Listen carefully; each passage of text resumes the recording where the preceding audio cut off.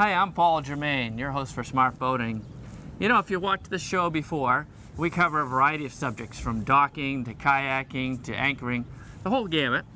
And but a common thread oftentimes is safety, because I feel that if you feel safe, you're actually going to have more fun on the water. So we're going to go right into boating safety basics today. And joining me is a very knowledgeable guy in that area. His name is Brian Pike, and he's from Manchester by the Sea. He's the harbor master. Welcome, Brian. Paul, it's good to see you. Good to see you. Good morning. Thank you. Hey, listen, we got a great show here today. But before we get into it, can you share a little bit about your boating background, a little bit about what harbor master duties entail? Well, I'd be pleased to, Paul. I started out working on windjammers on the coast of Maine, worked on a sail training vessel out of Mystic, Connecticut, and then managed a mooring and launch service company out of Salem, Mass, and served as a dock master before becoming a harbor master up in Kittery, Maine, and eventually ending up here in Manchester by the Sea. Okay. All right. So you've been doing this quite a long time then. Yes, I have. Right. Okay. Well, it sounds like you got just the right experience for the show. Well, I hope so. So let's get right into it. Great. Okay.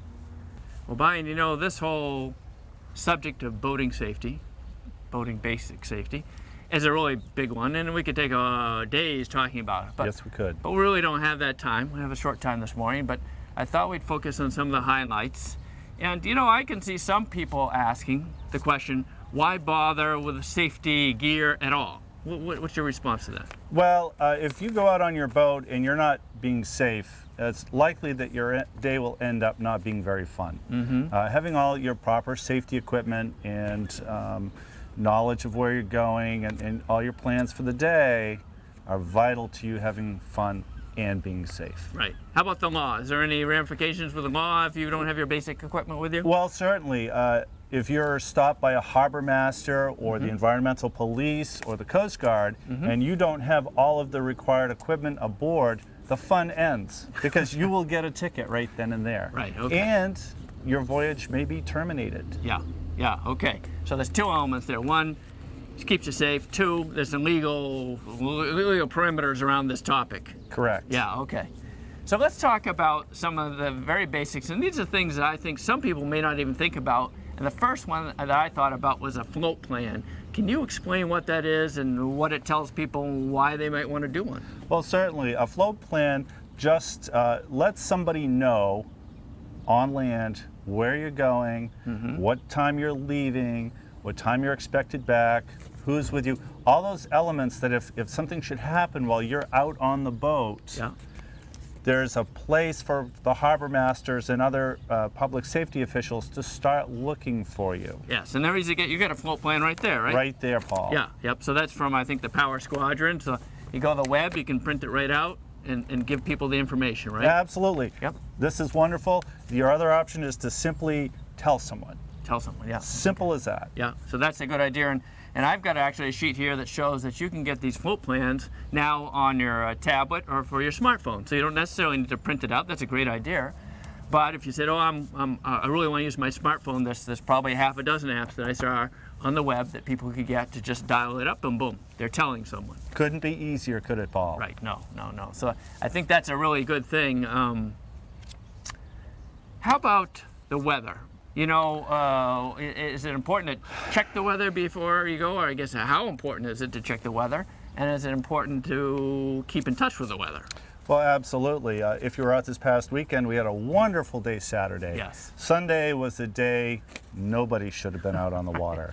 And if you didn't check the weather and you'd gone out to anchor overnight somewhere, you might have found yourself in a precarious situation. Yes. So you check the weather before you go. It's as simple as listening to the radio or the TV and listening to the marine forecast. Yep. And then when you're on your boat, weather conditions can change. Yes. So my advice is check the weather throughout the day. And quite simply, in our region, if you look to the west, many times you can see the weather that's coming towards you and plan accordingly. Yes. And you can keep your marine radio on to, what is that, Channel 4? There's a couple marine weather bands that are always recirculating the weather. Correct. You keep that on the background, you can always be alert to what's coming, right? Correct. Yeah, good.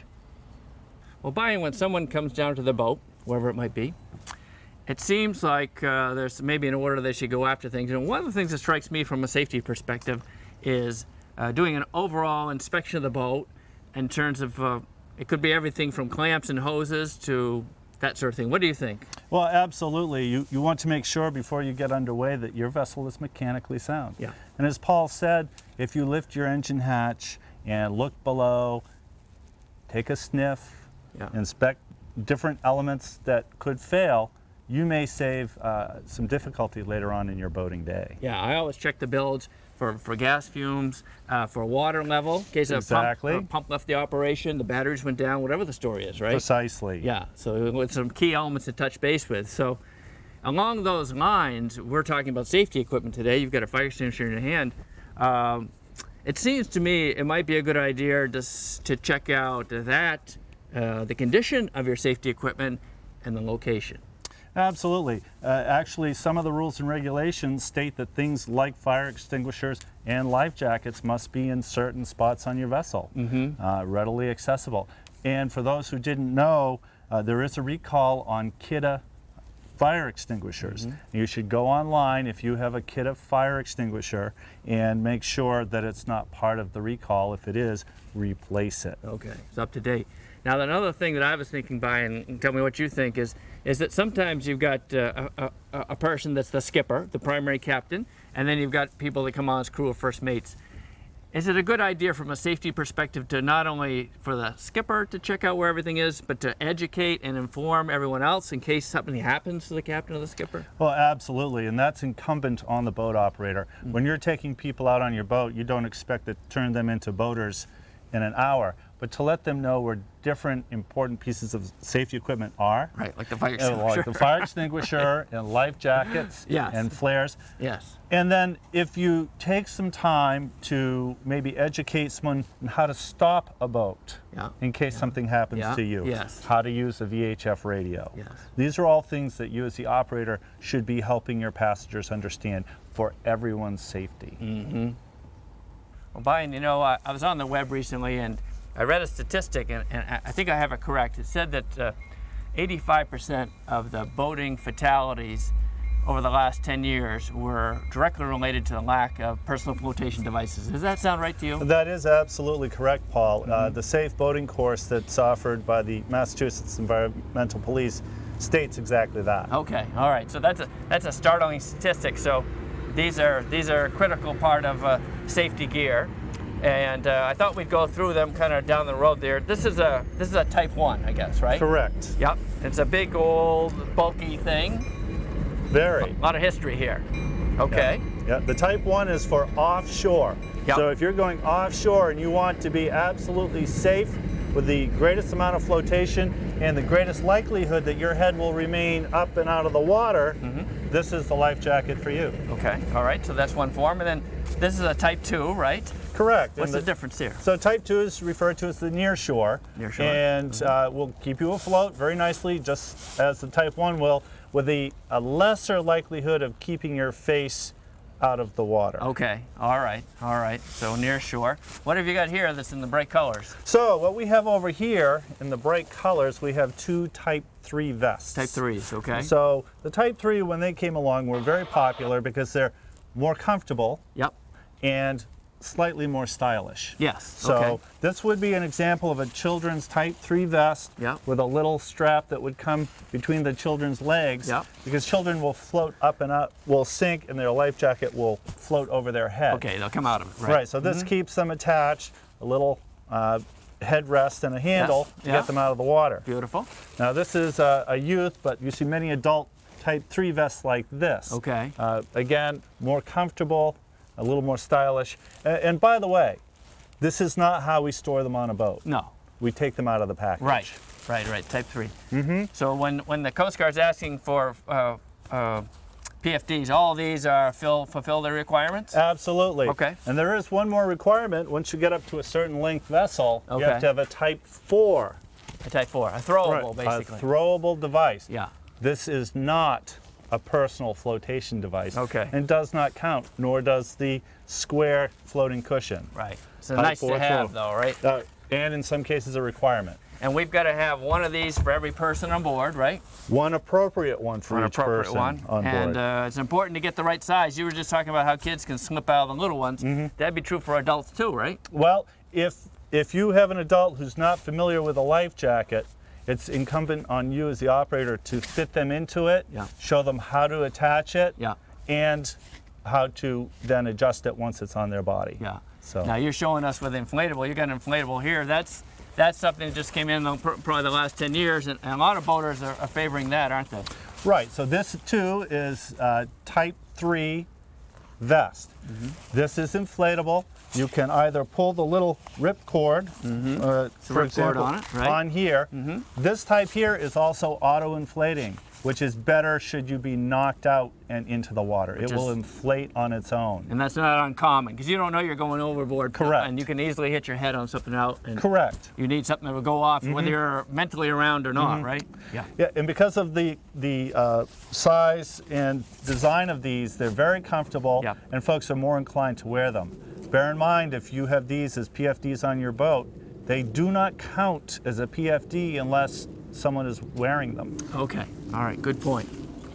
Well, buying, these inflatable vests are great. I find myself, I've been on the water a long time, and I find myself, this is the one I reach for. And so it's a great safety element for me. But something that you and I have talked about is the need to maintain these. Let's talk about that a little bit. Correct. So they are wonderful. Some will auto-inflate, some you pull the little cord, and they inflate on their own. But there's a cylinder in here that after 3 years you need to replace. So you just open it up like that. You open it up and you can inspect, look at the green tab on the pull cord and the green at the bottom of the little cylinder at the bottom, and you'll know that your life jacket is in good shape. How would you know it wasn't? Well, so for example, let's check mine and see if it's, and lo and behold, my little tab is red. Okay. And red is bad. I see that. So at this point, I know that my cylinder has failed. You can buy a simple rearming kit. This one was about $16 for these life jackets. Paul's, I suspect, costs about $60. So you'll want to take that into consideration when you're purchasing your jacket. Right. But the important thing is that these expire. Correct. And you need to keep an eye on them, or otherwise you think you're safe, but you're really not. Correct. And at the end of the 3 years, rather than just taking out the cylinder and replacing it, pull your cord. You'll have the experience of your life jacket expanding around your neck, and then you'll probably wish you didn't have to buy a new cylinder. Right. Brian, you're holding a key piece of safety equipment in your hand, a fire extinguisher, and those are actually more critical on boats, I think, than any other place. Now, every boat, and my understanding is every boat, other than outboards that are under 26 feet, are required to have fire extinguishers. It's a good idea for them to have them on too. Can you tell us a little bit about the different types and certifications and that stuff? Sure. So for marine applications, we're after a Type B fire extinguisher. Type B, okay. And Type B is for putting out burning liquids. Gasoline, diesel, oil, anything of that nature. So the Type B is what you're looking for. Make sure it's for marine application. Right. And Coast Guard approved, right? And Coast Guard approved. Coast Guard. Absolutely. Right. How about, there's a B and there's a B1 and a B2, right? Correct. So the number relates to size of the extinguisher. And depending on the size of your vessel, you may have to carry 2 B1s or 1 B2. Okay. And then in some applications, you are required to have a fixed fire extinguisher in your engine compartment with a firing system that you can reach from on deck. Right, right. I have one of those in my boat. Now, just one other point here I think is important is this whole issue of accessibility, right? Correct. Accessibility is absolutely important when you think about a fire in your engine compartment. You don't want the fire extinguisher right next to your engine compartment, okay?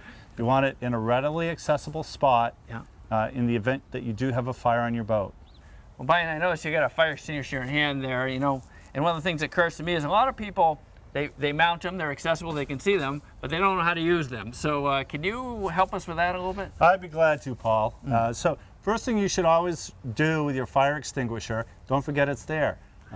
Take a look at it once in a while. Make sure that the needle on the gauge is pointing into the green. You don't have any rusty parts. That's part of having the marine fire extinguisher. Okay, good point. So firing a fire extinguisher is actually very easy. There's a pin that you pull, Okay. a lever that you squeeze, and remember, you're not aiming at the flames, you're aiming at the base of your fire. The base of the fire. Okay. So, and the way it works, we won't be able to actually demonstrate that, but you stand 6 feet back and you do a sweeping motion back and forth at the base of the flames. The base of the flames. Okay. And you should be standing upwind of the flames. Right. Okay? Okay. So we'll start. We've inspected. Our gauge is good. We Yep. know we have a fire on board. Yep. We move upwind. We pull the pin out. Pull the That's red simple. pin. You see how fast that came out? Yep. Okay, Paul, here we go. Okay. You grasp, sweeping back and forth.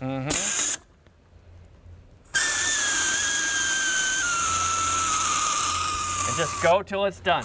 Go until it's done, or you know the flames are out. Right. Okay. Wow, that's a lot of stuff coming out of there. And that's it. So you probably have less than 30 seconds, but that's a lot of product. That is a lot of product. Well, Brian, you know, another element of the safety system is these VDSs, or visual distress signals, and oftentimes they come in a kit like this, you know. Can you explain what's in the kit and what needs to be in the kit? Absolutely. And buying a kit is easy for a first-time boater because Yeah. it'll Oh, yeah. have the elements that you need. Yeah. So what you need to have are handheld flares that are visible both at night and during the day. So this here looks like a red candle, and it's visible both at night and during the day. Okay. How about that flag? Is that a So, daytime signal too? This is a daytime signal. If it were night, you wouldn't be able to see it. Right. But it has certain shapes on it that identify you as being in distress. In distress, right. And it's large enough so that you can tie it or two people can hold it. It's highly visible. Okay. Here, I'll take that. Thank you. Yep. And then another element is the meteor flare, which is the gun with shells Yep. that fire. And that would be another daytime. This is another daytime. Yeah. You can get both that produce colored smoke, which would be daytime only. Yes. So- Yes. Oftentimes that'll come on a kit. Correct. Sometimes. Yeah. Correct. Important element with these is you must check the date on your flares.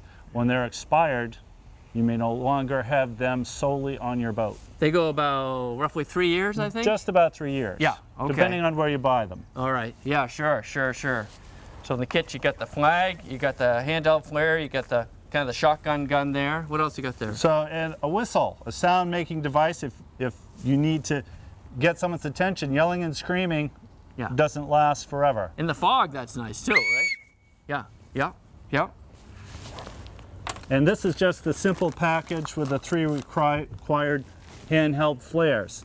One element that people don't think about is the environmental police may gig you for not being able to get your flares if you don't tear off the little removable strip on the top of the bag. All right. They don't want anything in the way They- when you need a flare.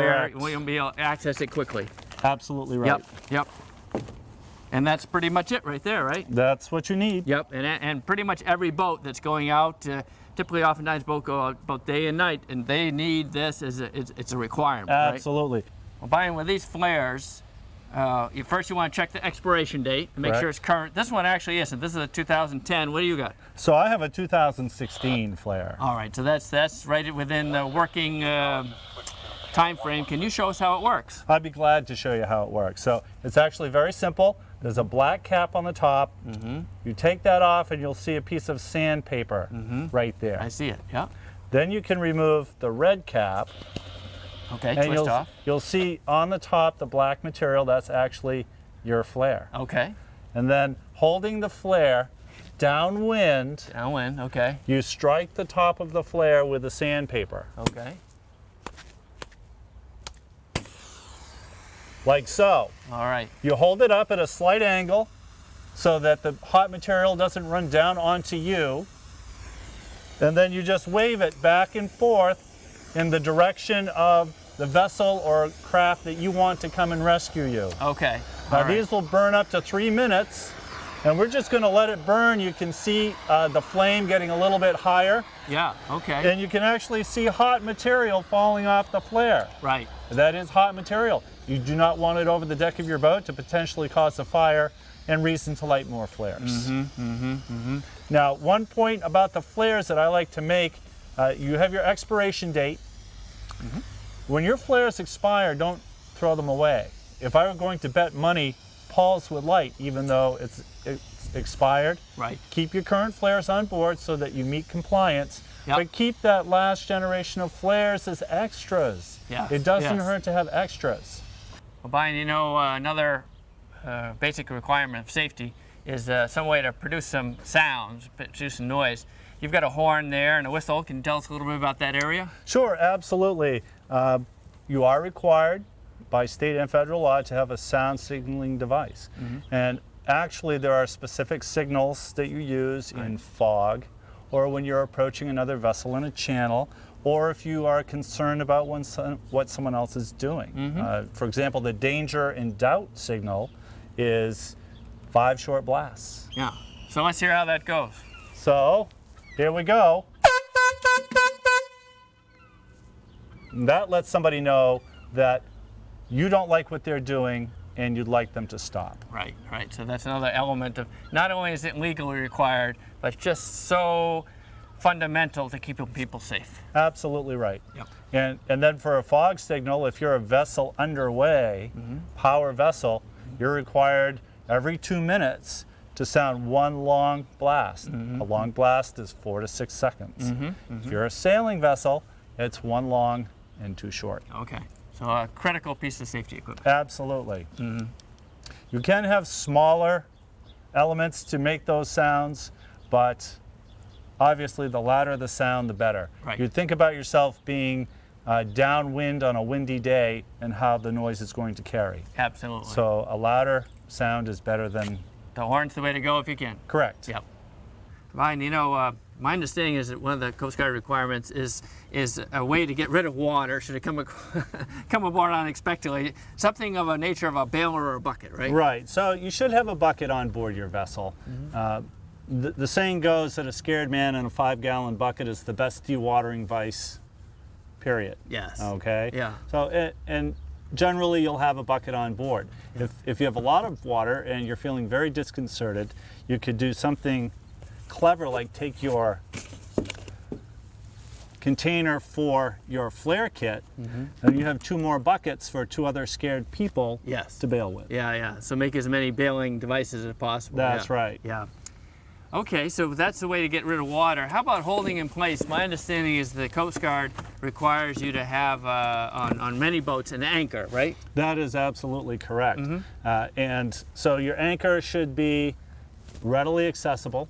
It does not have to be up on the bow like this, but it needs to be in a place where you can get at it quickly in an emergency. Yep. And you need to have enough anchor rod or chain to have what's called a 7 to 10 scope. Yes. Or 1 to 7 or 10 scope for the anchor to have the appropriate angle to dig into the mud. Right, so if we're in 10 feet of water, we need 70 feet of line. 70 to 100 feet would be appropriate. Yep, yep, yep. So you always need the anchor and you always need the bucket. Correct. Well, I guess navigation lights are another part of this system of safety equipment and components, right? Absolutely, it's a requirement. Yeah. What do we got here? So on every vessel, once you get over 16 feet, you've got to have red and green lights that can be seen by vessels coming toward your side or from toward your bow. On your port side, you'll have your red light. And that's an indicator to anyone coming from this side of your vessel that they have to give way to you. Yes. On this side, the boaters would see a green light, and that indicates to them that they have the right of way. A good rule of thumb is to never believe that anyone knows what the lights mean. Okay? So be prepared to give way, even though a light may indicate otherwise. Because remember, you are obliged, even if you are the vessel with the right of way, to give way if the other vessel does not. Safety concerns. And in addition to these 2 lights, it's usually a masthead light or a stern light, An right? all We can't around see white here, light. but Correct. yeah. And the visibility is maybe a half a mile or a mile in some of these? Right, it depends on the size of the vessel actually. Fine, you know, when I think of safety, and this might be a little outside the box where some people think about it, but I think about navigation and navigation rules. Can you talk a little bit about that? I'd be pleased to. But what a lot of people don't realize about boating is that when you're out on your boat, you are actually in a roadway for boats. And all the buoys that you encounter, all the signals that you hear, all the lights that you see, all has meaning and relevance. And they are rules, they are international laws. We have a book here, the International Rules of the Road, they're called. And all boaters are required to abide by them. Whether you're a little 14-foot rowboat or a 300-foot long container ship, it doesn't matter. All right, so that's a great book for that. You know what I like is these laminated cards, because I don't worry about getting them wet. I just put them on a shelf, and if I need to refer to something, I might have looked at the book, you know, at home or something, but I carry these with me on board, and I find these to be a really good part of safe boating. Absolutely. The quick reference for the recreational weekend boater is wonderful, because to slog through this like a professional mariner is a tough thing. Good to have it on board, but the quick reference will give you quick answers. Yes, yes. Brian, you know, it's really hard to believe, but we've come to the place where we have to wrap up our safety show today, and we've really covered a lot of ground, I think, in terms of whether it's thinking ahead, planning ahead, using various components. Anything else you'd like to add before we wrap up the show today? Sure. I guess the point I'd like to make is we have covered a lot of stuff today. And by doing that, what we did was we scratched the surface. Okay. There are so many things that you can do to make sure that your trip is safe and fun, your passengers are enjoying themselves, and that you get home safely. Because isn't that the point at the end of the day? Right, right. Let's go have fun and get home safely. Exactly, exactly. Now, if they have questions, Brian, can they contact, say, their local Coast Guard or Harbor Master, for example? Let's say they lived around here. Is there a way they could contact you to ask safety questions? Absolutely, and actually I get that a lot. Coast Guard's a great resource. Your local Harbor Master for the area that you plan to be boating in. Right. Or if you think you might take a trip to another area, contact that Harbor Master and ask if there's anything that you may want to be aware of, or if there are any regulations that she holds especially near and dear that they need to pay attention to. And what would be the way they do it here locally? No wake. Oh, contact. I apologize. Yeah. Contact. So you can call me on my cell phone. You can call on the VHF radio. And is there an email they could use just to start things out? Absolutely. harbormaster@manchester.ma.us. And I guarantee I will send you an answer. Great, thank you. Thank you very much for joining me today. My pleasure, as always. And thank you, Smart Boating viewers, for joining us. If you have questions or comments, you can always visit the website, www.smartboatingus.com. And I hope you come back again soon.